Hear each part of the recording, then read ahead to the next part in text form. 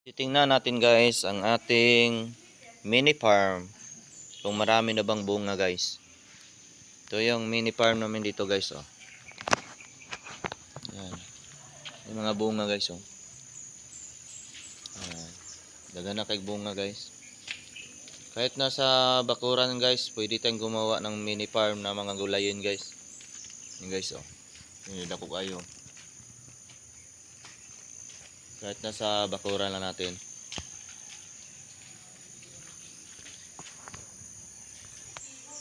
DIY na alagbati guys, gilihang lang namin guys. Oh. Pupunta tayo dito guys, titingnan natin guys kung marami na bang, malalaki na bang bunga ng ating opo. Kita mo guys, oh. Parte ng dagana namin bunga sa opo guys. Ito pa guys, oh, nakumbitay guys. Yan. Parte ng dagana sa ilalim guys, nakumbitay na. Oh. Yan. Yan guys, oh.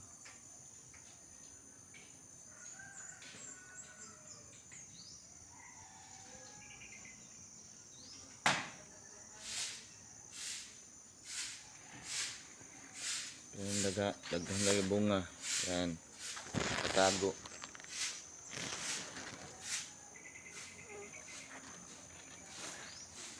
Para na sa bakuran guys. Itanim namin guys. Yan.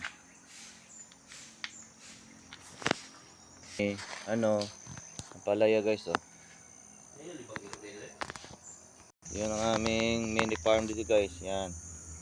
Tanim na kami ng palaya dito guys, oh. Yan. May batong. Yan, may batong. Yan.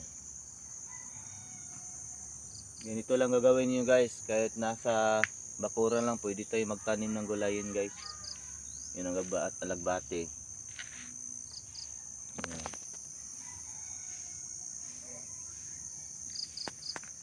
Balay niya guys, oh.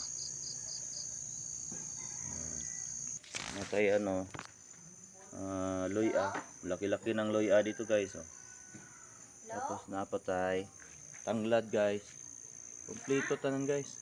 Yan, oh. Yan ang aming mini farm guys, oh. Ang labong guys. Mini farm na gulayan. Yan. Ang daghang bunga guys, oh. Nakatago sa ilalim guys. Yan.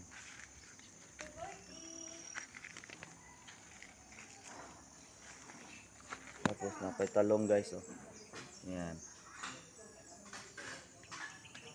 Ang daming bunga guys.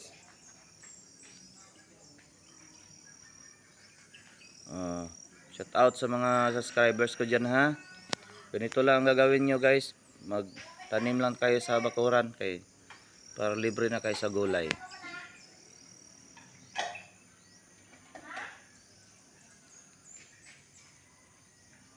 Dito lang.